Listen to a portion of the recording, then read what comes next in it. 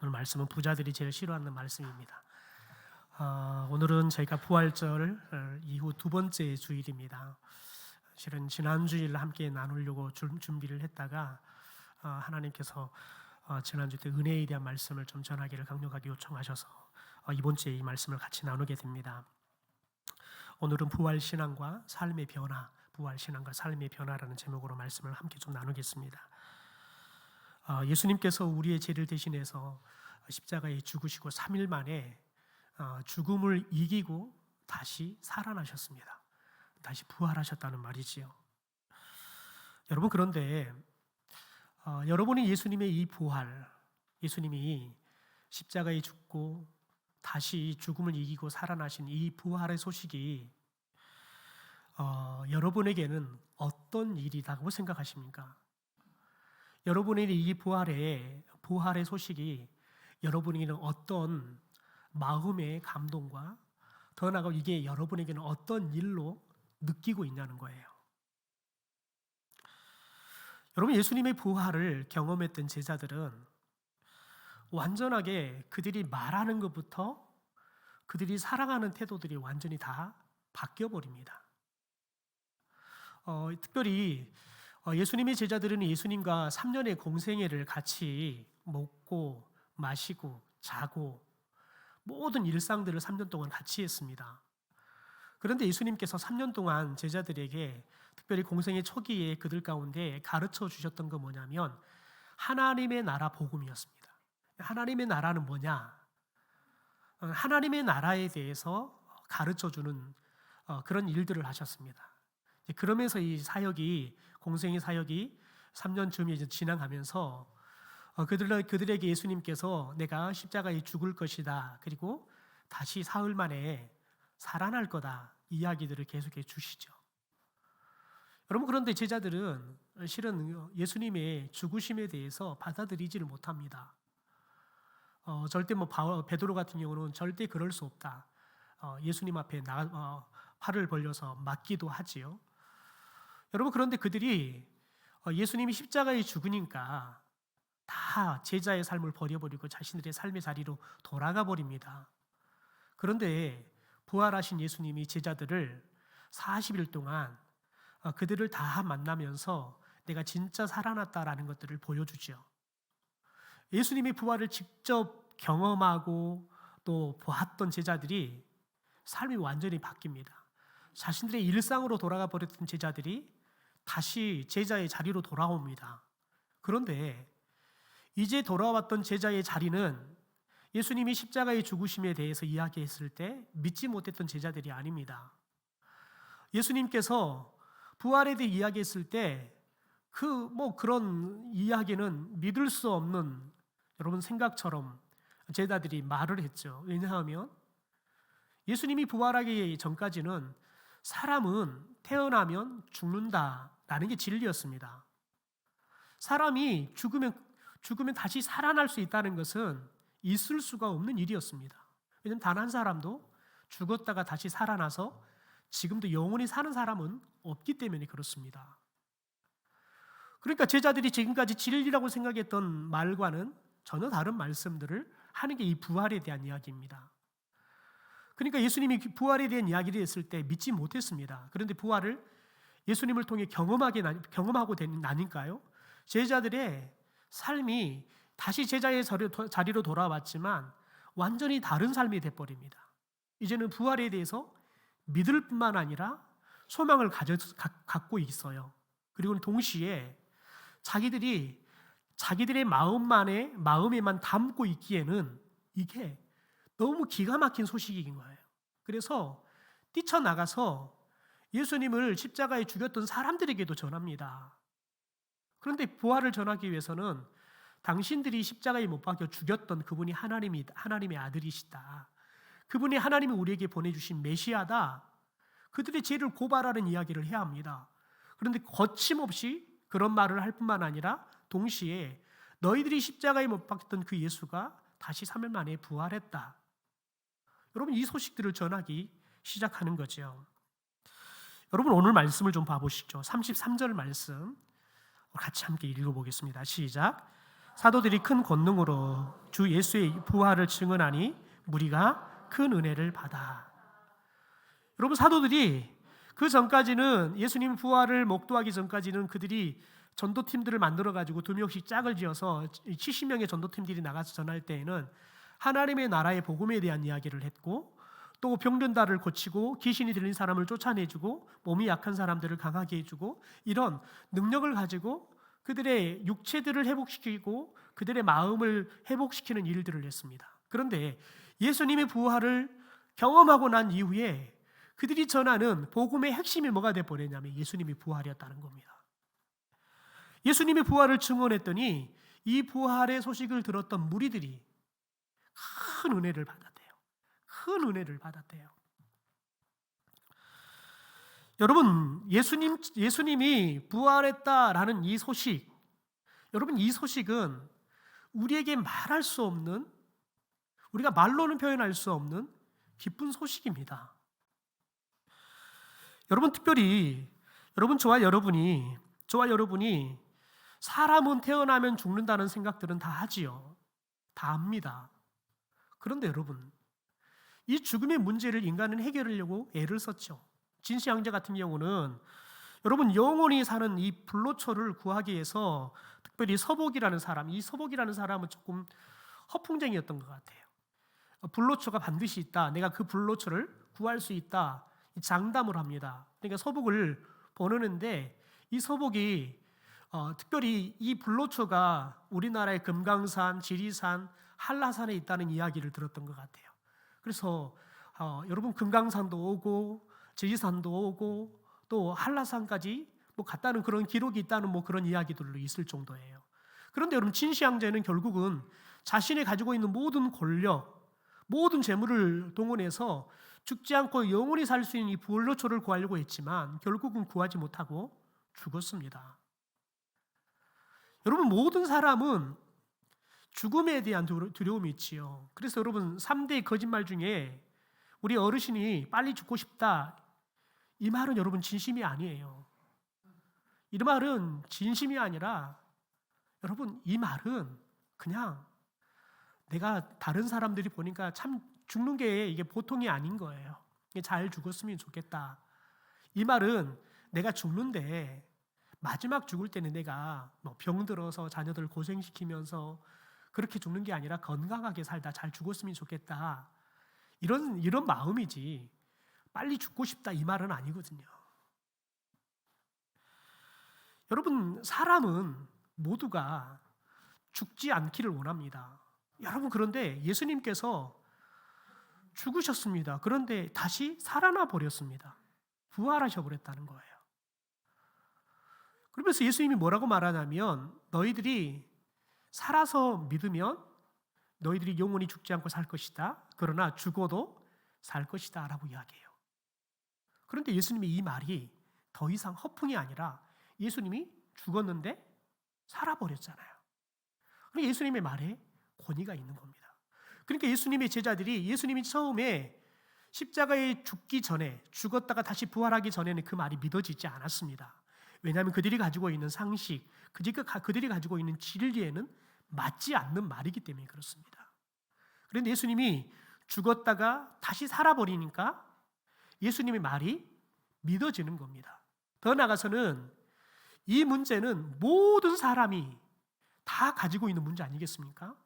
죽지 않고 영원히 살고 싶어하는 이 소망, 이 소망은 모든 사람이 갖고 있는 겁니다. 그러니까 제자들이 자신들이 이 소망을 알게 되어지니까요, 사람들에게 가서 전하는 겁니다. 그래서 예수님께서 너희들이 만민에게 가서 이 소식을 전하라고 하는 이유는 뭐냐면, 모든 사람이 들어야 할 기쁜 소식이기 때문에 그렇습니다. 여러분, 특별히 사도 베드로가 그 누구보다 예수님과 함께 살았고, 더 나아가서는 예수님이 십자가에 죽는 것도 그가 부인하면서 실은 부정했지만 가장 가까이서 예수님을 십자가의 등물로 봤던 사람 아니겠습니까? 그리고 여러분, 베드로가 보니까 달리기는 좀 못하는 것 같아요. 제일 먼저 소식을 듣고 출발을 하지만 무덤에 도착하는 것은 요한이 먼저 도착합니다. 그런데 요한은 겁이 좀 많은 것 같아요. 이 사랑이 많은 사람들이 좀 겁이 많잖아요. 근데 무덤은 못 떠나가고 있으니까 베드로가 늦게 와서 그냥 무덤으로 직진해 들어가 버립니다. 그리고 부활이 진짜라는 것을, 예수님이 진짜 부활했다는 것을 가장 먼저 제자들 중에서는 목도하게 되어지죠. 여러분, 그런 베드로가 예수님이 십자가 부활을 이렇게 증언합니다. 베드로전서 1장 3절과 4절의 말씀을 세번역 성경으로 함께 읽어보죠. 시작. 우리 주 예수 그리스도의 하나님 아버지께 찬양을 드립시다. 하나님께서는 그 크신 자비로 우리를 거듭나게 하시고 예수 그리스도를 죽은 사람 가운데서 다시 살리심으로써 우리에게 산 소망을 안겨주셨습니다. 그리고 여러분을 위하여 썩지 않고 더러워지지 않고 낡아 없어지지 않는 유산을 받게 하셨습니다. 이 유산은 여러분의 몫으로 하늘에 간직되어 있습니다. 여러분, 오늘 베드로가 고백하는 것, 증언하는 게 뭐냐면 예수 그리스도를 죽은 사람 가운데 성부 하나님께서 다시 살리셨대요. 예수님을 죽은 사람 가운데 다시 살렸는데 이렇게 다시 살아나는 소망을 우리에게 어떻게 주셨냐면 안겨주셨대요. 예수님께서 우리에게 안겨주셨대요. 여러분, 안겨줬다는 말이 뭐래요? 절대 놓치지 말고 가지고 있어라는 거예요. 여러분, 절대 놓치지 말고 너 꼭 가지고 있어라. 여러분, 그런 의미에서 안겨주셨다는 거예요. 가장 소중한 것을 우리에게 주시면서 이 소중한 것 절대 놓치지 말고 너 꼭 갖고 있어라. 그런 의미로 우리에게 안겨주셨다. 여러분, 베드로가 그 하나님의 친절하신 이 부활의 소망을 주심을 그가 직접 경험한 거예요. 그리고 우리에게 증언하고 있는 거예요. 여러분, 그런데 과연 우리는 어떠냐는 거예요. 우리는 부활절을 지냈는데 여러분은 지난 한 주간을 살면서 부활하신 예수님에 대한 생각을 해보셨습니까? 여러분은 지난 한 주간을 살면서 내가 죽어도 다시 살 거라는 부활의 소망에 대해서 단 한 시간이라도, 한 번이라도 생각을 해보셨냐는 거예요. 왜 우리는 이런 생각, 이런 소망을 잘 품지 않을까요? 여러분, 많은 경우는 우리들은 죽음이 부활의 사건이 나와는 아직은 멀다고 생각하는 것 같습니다. 여러분, 사람은 죽었다 살아나는 경험을 하게 되면 시간의 개념도 다르고요, 인간의 관계도 다 달라져 버립니다.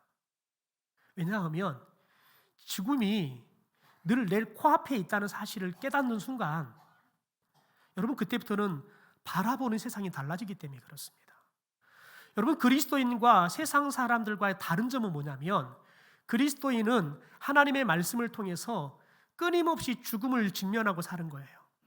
동시에 우리는 그러면서 부활에 대한 소망을 매일마다 말씀을 통해서 품고 살아가는 사람이 그리스도인인 겁니다.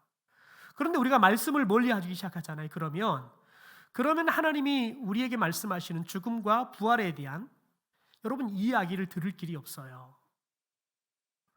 그렇게 되기 시작하면 여러분, 우리들이 정작 부활의 소망을 하나님이 안겨주셔서 갖고 있지만 오늘 우리들이 그 부활의 소망을 가진 사람다운 삶을 전혀 살 수가 없게 되어지는 거지요. 여러분, 부활의 소식을 듣고 우리들이 그 소식을 믿게 되어지면 어떤 은총이 우리에게 임할까요? 베드로 이야기한 것처럼 우리에게 가장 임한 게 뭐냐면 부활에 대한 소망을 갖게 되어지는 은총을 얻는다는 겁니다. 다시 말해서 그 소망은 이루어지지 못할 그냥 소망이 아니라 이미 우리의 약속이 되었어요. 이미 허락이 되었단 말이에요.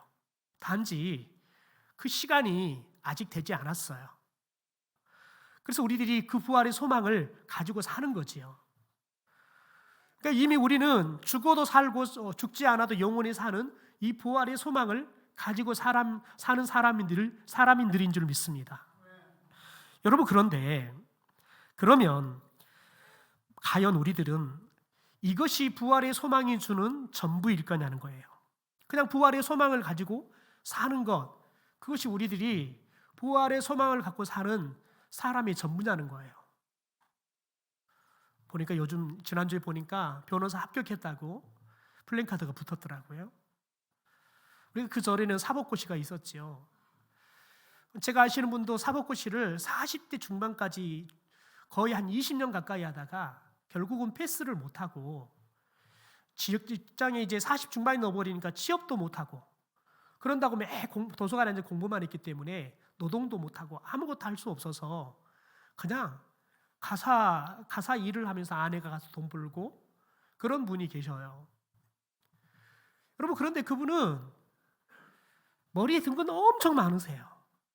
그래서 교회 학교 교사를 하는데 애들을 앉혀놓고 성경은 안 가르치고 늘 뭐 그런 것만 가르쳐요. 막 이상한 개통 철학 같은 것만 가르쳐요. 그래서 한 3개월이 되면 애들이 선생님 바꿔주세요, 선생님 바꿔주세요, 이게 노래예요. 그런데 그 교사를 지금도 하고 있다네요. 여러분, 그런데 그분이 벌써 50대 중반이 넘어가고 있어요. 그런데 여전히 그렇게 살고 있다고요. 여러분, 그런데 제가 아시는 분은 고졸이세요. 구로공단에서 공놀이를 하다가 공무원 시험을 봐서 세무공무원이 됩니다. 그러다가 다시 사법고시를 준비해가지고 사법고시를 패스하게 됩니다. 여러분, 그런데 사법고시를 패스하면 과연 모습이 어떨까요? 여러분, 그때부터는 마음도 달라지는 거예요. 그때부터는 법에 대해서 법을 집행하는 사람 아니겠습니까? 판사가 되든지 검사가 되든지 최소한 변호사가 될 겁니다.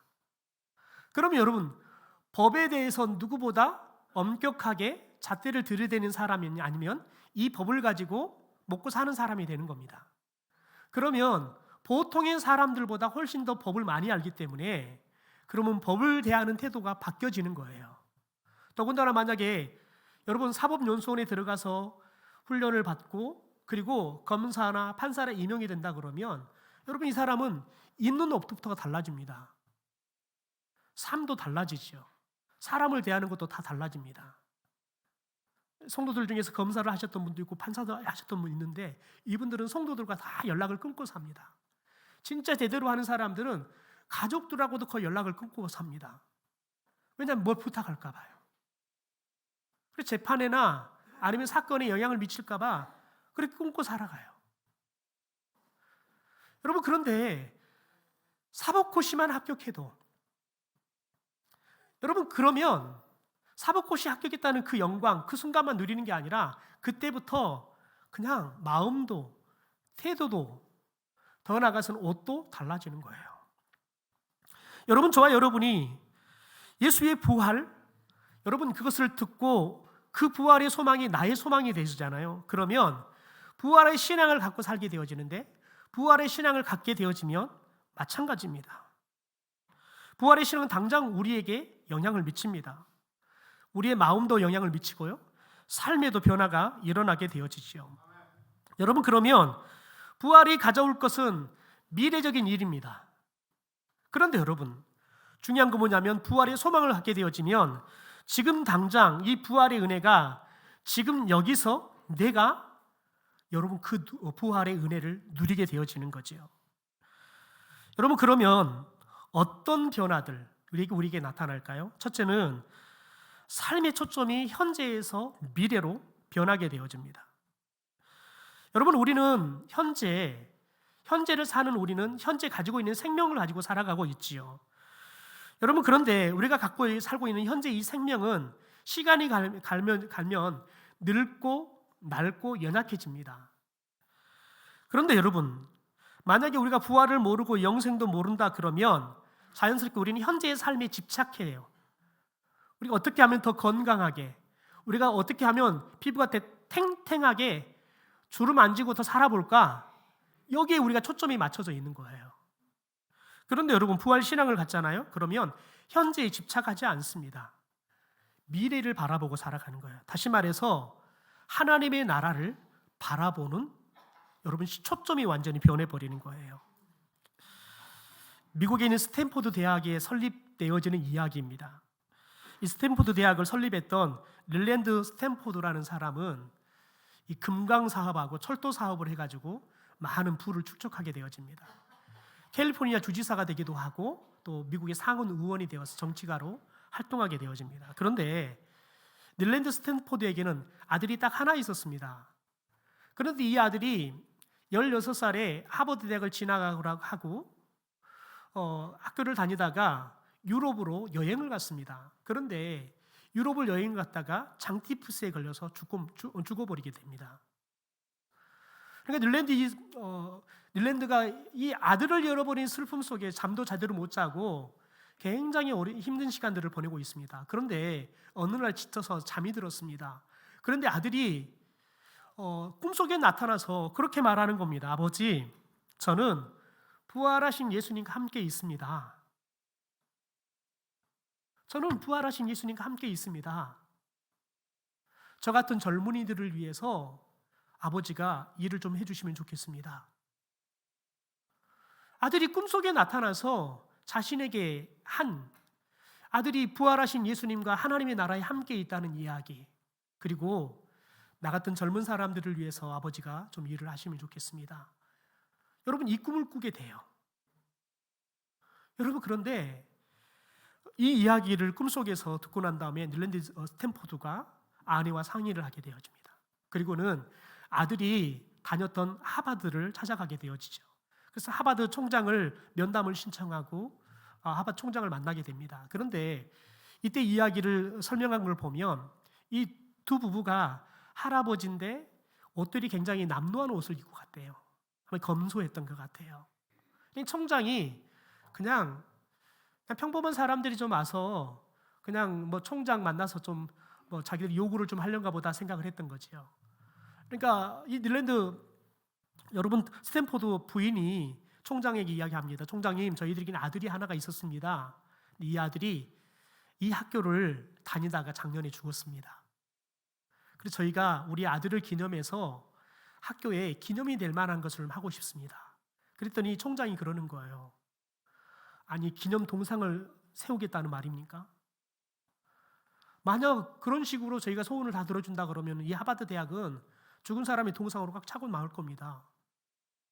아니, 그런 동상을 세우겠다는 말이 아니라 저기 지금 중앙도서관 같은 그런 건물을 하나 지어서 우리 아들을 기념하고 싶습니다. 그랬더니 행색이 남루한 사람들이 무슨 돈이 있겠나 생각했던 총장이 그렇게 이야기하는 겁니다. 아니, 대학 건물을 짓는 게 얼마나 돈이 많이 들어가신지 알고나 그런 말씀을 하신 겁니까? 저희 대학을 짓는데 750만 달러가 들어갔습니다. 그러니까 이 이야기를 듣던 닐랜드 스탠포드 이 부인이 가만히 생각하더니 웃는 거예요. 그리고는 남편에게 그렇게 이야기하는 거예요. 여보, 보니까 대학을 짓는 돈이 생각보다는 우리가 생각했던 적네. 그러면 우리가 대학을 하나 세웁시다. 여러분, 이렇게 해서 세운 게 스탠포드 대학입니다. 여러분, 이 스탠포드 대학, 이 대학은 여러분 이들이 짓는데 얼마의 돈이 들어갔냐면 2천만 달러가 들어갔습니다. 우리나라 돈으로 200억의 돈입니다. 여러분, 이들이 그들의 재산 중에 많은 것들을 여러분 대학을 짓는데 투자하는 거예요. 그리고 여러분, 이 닐랜드 스탠포드가 마지막 죽으면서 남겼던 유언이 뭐냐면, 나의 재산은 10원짜리 동전 하나 남기지 말고 청년 교육에 다 사용하라. 이게 유언이었습니다. 왜 그렇습니까? 아들이 부활하신 예수님과 함께 천국에 있다는 이 소식을 들었을 때, 그리고 아들이 나 같은 젊은 사람을 위해서 아버지가 좀 돈을 쓰면 좋겠습니다 했더니까 여러분, 스탠포드가 돈을 바라보고 돈을 사용하는 관점이 바뀌어버린 거예요. 자신의 온 재산을 자신의 아들 같은 젊은이들을 위해서 사용하겠다고 여러분 인생을 그리고 자신의 온 재산을 다 바치는 거지요. 지난주는 제가 대한민국 출산 돌봄 컨퍼런스를 다녀왔습니다. 그런데 그곳에는 미국의 뉴욕에 있는 프라미스 교회의 성도들이 20명이 따라왔습니다. 그런데 그분들은 우리 오기 전에 캄보디아를 올로 목사님과 담임 목사님과 함께 가서 캄보디아에서 특별히 예수 마을 기공식을 하고 오셨습니다. 여러분, 그런데 거기 선교하고 있는 김찬주 선교사님을 잠깐 만나서 이야기를 나눴어요. 그래서 물었어요. 저 권사님들, 저분들은 보니까 한 번씩 집을 나오시면 거의 한 달에 가까운 시간들을 저렇게 돌아다니시는데 저런 경비들을 어떻게 충당하십니까? 했더니 자기들이 다 자부담한다는 거예요. 심지어 컨퍼런스를 하는데 한 1,500명 이상 왔던 것 같아요. 그런데 그분들이 주무시는 모든 숙소 비용들, 뭐 제가 자는 호텔 같은 경우는 하루 비용이 20만 원이 넘더라고요. 이틀을 자는데 그 비용을 뉴욕 프라미스 교회가 다 됐어요. 어떻게 그런 일이 가능합니까? 그랬더니 그 말하는 거예요. 성도들 중에서 헌금으로 이렇게 하는 게 아니라 성도들 중에서 죽으면서 재산들을 교회에다가 기부한다는 거예요. 그래서 그런 돈을 갖고 하고, 또 저 권사님들은 자신의 남은 생애를 그냥 집에서 그냥 골프 치고 그러면서 그냥 하는 게 아니라 그런 비용들을 가지고 지금 저렇게 선교를 따라다니면서 함께 이 선교하는 일을 한다는 겁니다. 왜 그렇습니까? 부활에 대한 소망과 특별히 예수 그리스도를 전해야 되는데 4살부터 14살의 아이들이 가장 예수를 많이 믿더라는 거예요. 그 시간대. 그래서 그 아이들에게 복음을 전하는 일을 하겠다는 비전이 있으니까요. 그 일에 그렇게 투자하고 다니는 거죠. 여러분, 우리들이 부활에 대한 소망을 갖게 되면 삶의 방향이 달라져 버리는 거예요. 초점이 달라져 버리는 거예요. 두 번째, 여러분, 삶의 초점을 미래에 두기 시작하면 현재 닥쳐오는 어려움들을 견디고 이길 수 있습니다. 여러분, 성도가 믿는다는 것은 농부가 농사를 하는 것 같습니다. 여러분, 한여름에 그 더운 데 가서 농부가 김을 메고 농작물을 돌볼 수 있는 게 뭡니까? 가을에 추수할 것을 바라보기 때문에 그렇습니다. 추수할 것을 생각하면 그러면 오늘 이 수고 와서 땀을 뻘뻘 흘리면서 일하는 것들이 즐겁게 해지는 거죠. 그래서 지난주에는 은퇴하시고 이렇게 조그만한 주말 농장 같은 걸 하시는 분을 만났습니다. 근데 그분이 그래요. 자기가 씨를 뿌리는 것보다 걷어들이는 게 너무 턱없이 부족하지만 가서 씨를 뿌리려면 그게 싹이 나고 그게 자라는 거 보면 너무너무 좋아서 날마다 가게 된다는 거예요. 그냥 얼굴이 그을려도 그을린지도 모르고 일하게 된다는 거예요.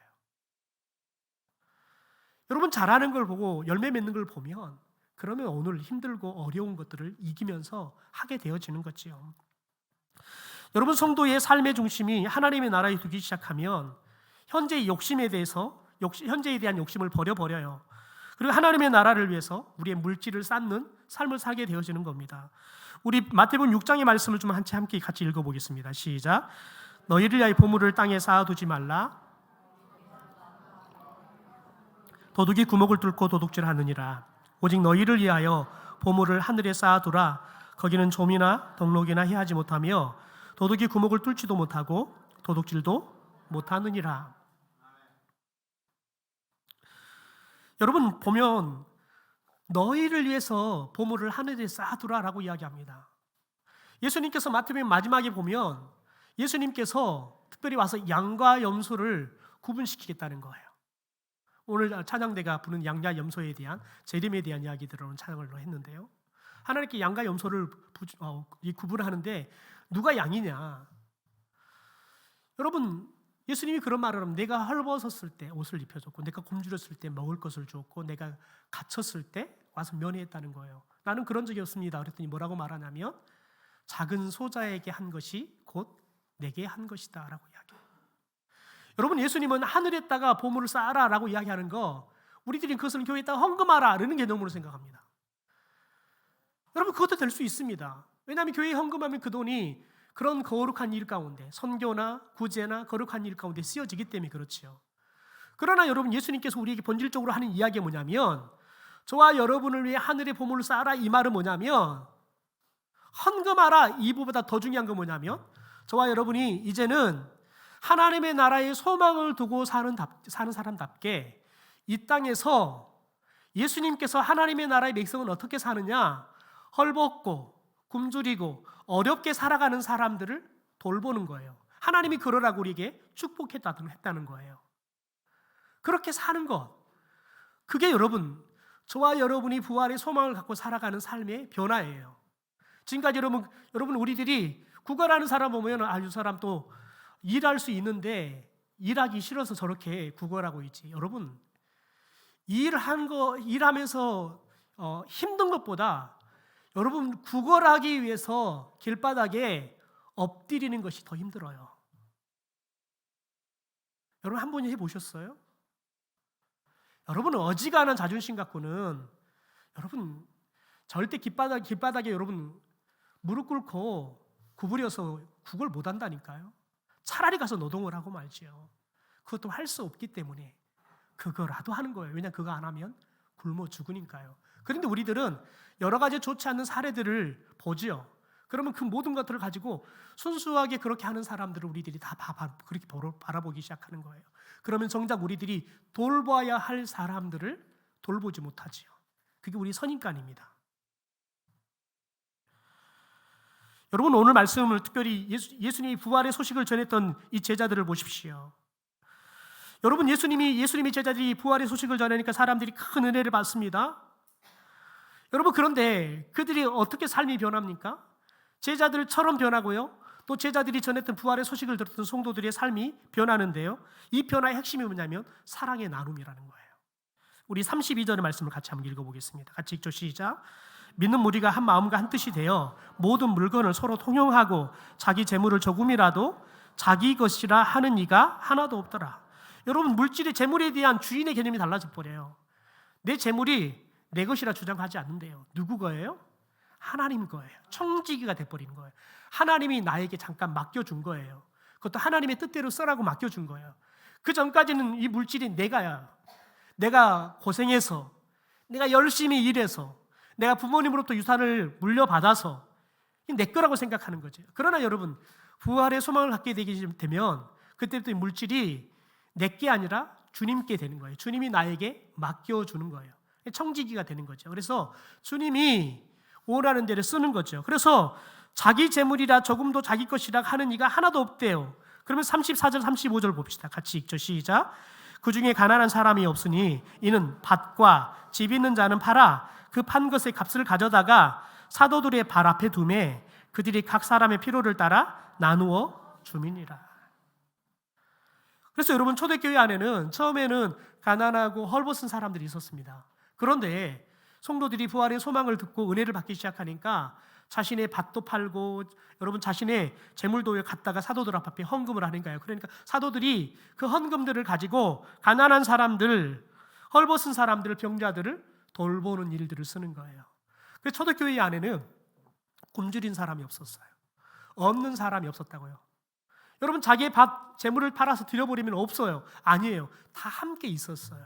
모두가 있었다고요. 굶주린 사람 하나 없고요. 모두가 다 배불렀어요. 그런데 여러분 고린도 교회를 보니까 고린도 교회가 타락하니까요. 그때부터 나오는 게 뭐냐면 예배할 때마다 그때마다 뭘 했냐면 성찬할 것을 각자가 싸왔어요. 그게 뭐냐면 예배 드리고 점심 먹는데 각자가 점심을 싸운 거예요. 그걸 가지고 성찬을 한 거예요. 여러분 그런데 가난한 사람은 가져올 빵이 없어요. 포도주가 없어요. 그럼 빈손으로 오죠. 근데 부유한 사람들은 많아요. 많이 가져오는 겁니다. 그러니까 부유한 사람들이 여러분 은혜가 없어지고 예수의 정신이 사라지기 시작하니까 자기만 배 터지도록 먹습니다.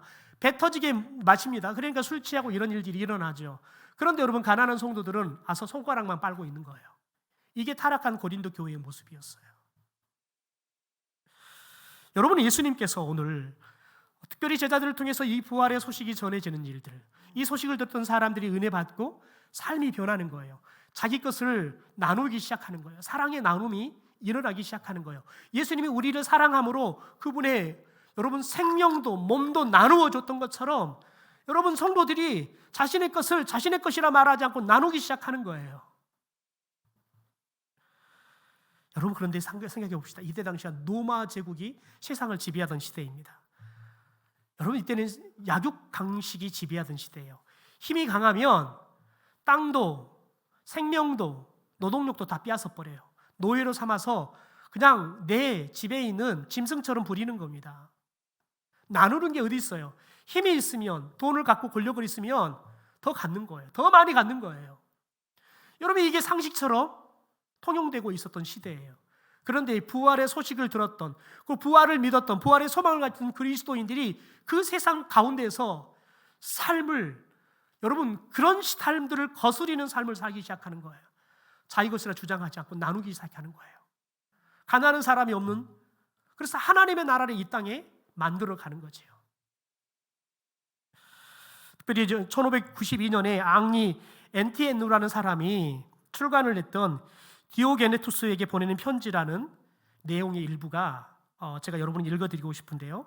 이 편지는 초대교회 성도들이 일상생활에서 그리스도인들이 어떻게 살아야 되는지, 그리스도인의 삶의 방향과 원칙에 대해서 가르쳐주고 있는 지침서와 같은데요. 일부분을 제가 좀 읽어드리고 말씀을 마무리하겠습니다. 그리스도인이라고 해서 일상생활의 일반인과 다른 것이 아닙니다. 또 특별히 그들만의 도시가 있어 다른 언어와 색다른 옷을 입고 다니는 것도 아닙니다. 이상한 말을 하는 것도 아니며 특별한 삶을 사는 것도 아닙니다. 그들은 각자 주어진 삶에 따라 그리스, 로마, 또 다른 도시에 흩어져 살고 있으며 도시의 관습에 따라 옷을 입고 음식을 먹으며 생활합니다. 그런데 그들에게 다른 것이 있습니다. 그들은 자기 조국에 살고 있으면서도 마치 나그네처럼 삽니다. 그들은 육신을 입고 있지만 육신에 따라 살지 않습니다. 지상에서 시간을 보내고 있지만 그들의 시민권은 하늘에 있습니다. 그들은 국법에 순종하지만 그들의 삶은 그 법을 초월합니다. 그들은 모든 사람을 사랑하지만 모든 사람들은 그들을 미워합니다. 그들은 가난하지만 많은 사람을 부유하게 합니다. 그들은 능욕을 받을 때 능욕하는 자를 축복하고 그들은 조롱당할 때 조롱하는 자를 존귀하게 여깁니다. 그들은 착한 일을 하는데도 죄인처럼 재산과 지위를 모두 빼앗기고 벌을 받습니다. 그들은 공격받고 고난을 당할 때 그들은 생명을 얻은 것 같이 기뻐합니다. 그들은 세상이라는 감옥에 갇혀 있지만 세상에 생명을 줍니다. 그들이 환난을 당하고 죽임을 당해도 그들의 숫자는 더욱 증가하고 있습니다. 여러분, 초대교회 성도들이 살았던 모습입니다. 여러분, 저와 여러분이 예수 그리스도의 부활의 소망을 가지고 사는 사람들이라면 저와 여러분의 삶의 방향이 바뀌어야 될 줄 믿습니다. 이 땅이 아니라 하나님의 나라가 되어야 할 것입니다. 오늘을 사는 사람들이 아니라 장차 예수님이 다시 오셔서 우리를 부활의 몸으로 하나님의 나라에 인도하실, 그래서 우리가 하나님 앞에 설 그때를 바라보면서 그날을 준비하며 오늘을 살아야 될 줄 믿습니다. 예수 그리스도께서 우리를 위해서 그분의 몸을 다 나누며 우리의 생명을 살리고 그분이 가난하게 됨으로 우리를 부유케 하신 것처럼 저와 여러분이 우리의 생명까지도 다른 이들을 위해서 나눌 수 있는 변화된 삶을 저와 여러분이 살 수 있게 되길 주님의 이름으로 축원합니다.